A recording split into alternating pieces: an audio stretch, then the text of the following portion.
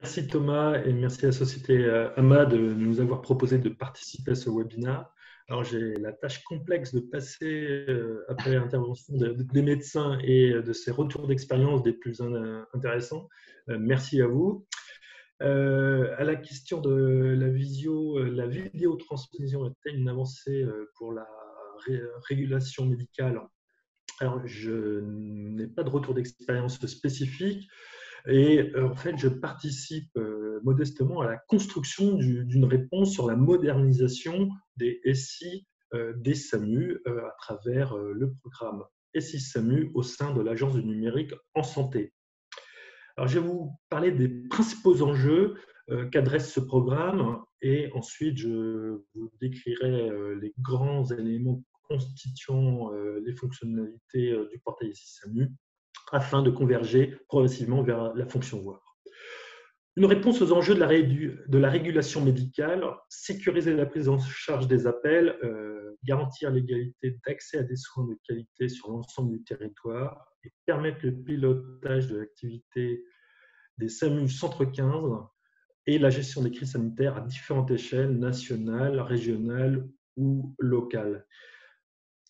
Et vous verrez un peu plus tard, à travers des cas d'usage, et notamment l'implication du SISAMU dans la gestion de la crise Covid-19, comme quoi le programme SISAMU a rempli parfaitement cet enjeu.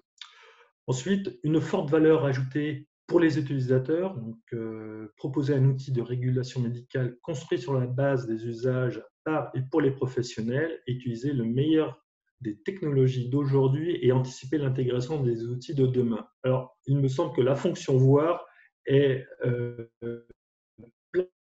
pleinement inscrite dans cet enjeu. Ensuite, les trois enjeux suivants sont une solution s'adaptant aux organisations existantes et à venir, une construction agile et une construction collective. Alors, connexion Internet, je disais que la construction du programme SI SAMU se veut d'une manière itérative en mettant les professionnels de santé et les organisations des SAMU au cœur de cette élaboration. Alors, sur le slide suivant, je voudrais, avant d'aborder la fonction voir, il est essentiel de vous présenter les grands éléments du portail SI SAMU que cette diapositive illustre en montrant un poste utilisateur. Donc, on peut imaginer un ARM, un médecin régulateur, qui se connecte avec sa carte CPS, CPE, ou alors par login et mot de passe et un code OTP, One Time Password, qu'il reçoit par email ou par SMS. Ainsi, il est connecté au portail SI SAMU qui devient une porte d'entrée vers un ensemble de services tels qu'un bandeau téléphonique, un logiciel de régulation médicale ou un outil collaboratif, le portail SI SAMU, que je vais vous présenter un peu plus en détail. Sur le slide suivant, voici le portail SI SAMU que certains d'entre vous, certains médecins urgentistes connaissaient déjà très très bien pour utiliser, ou vous l'avez peut-être déjà vu dans d'autres publications. Le portail SI SAMU est un outil collaboratif qui a sur sa partie gauche la notion de main courante. Donc, sur la colonne de gauche, il y a des groupes auxquels l'utilisateur appartient. Donc, je peux appartenir au SAMU 35, par exemple. Si je suis ARM, je pourrais appartenir à un groupe ARM régional Pays de Loire, imaginons. Et au milieu, j'ai ce qu'on appelle un fil d'actualité sur lequel je vais pouvoir consulter, partager, échanger des informations opérationnelles ou organisationnelles liées à mon activité. En bas, le portail SI SAMU offre également une messagerie instantanée qui va me permettre de dialoguer d'une manière sécurisée avec un collègue ou un homologue. Sur la partie de droite, il y a toute la notion des événements qui me permet de partager des informations utiles à la gestion d'un événement programmé ou non, et c'est cette fonction qui a été particulièrement mise en œuvre dans le cas de la crise Covid-19.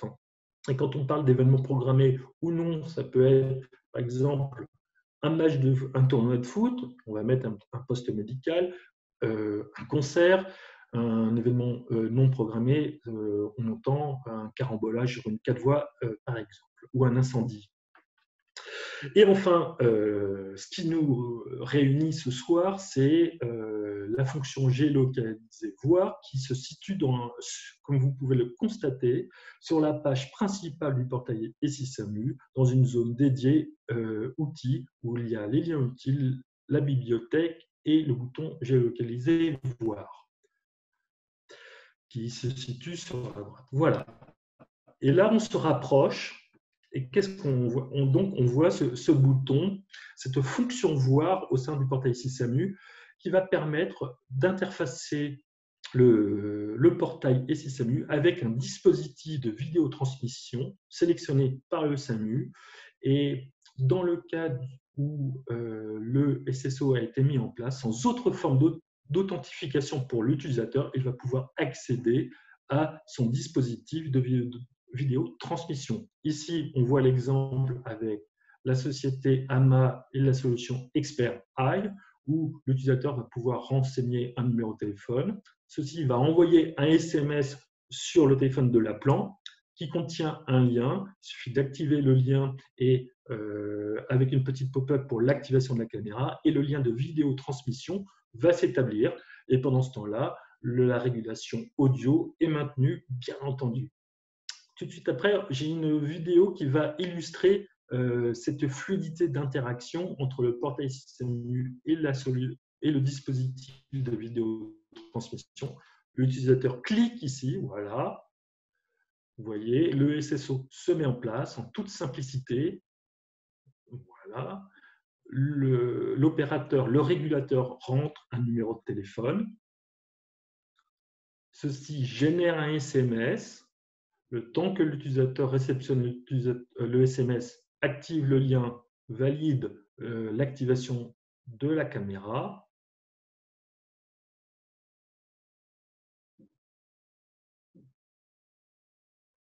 Et la vidéotransmission s'opère. On pourrait imaginer une plaie à la main, comme les retours d'expérience présentés par les médecins l'ont évoqué. Et ensuite, j'ai la possibilité de supprimer le SMS envoyé.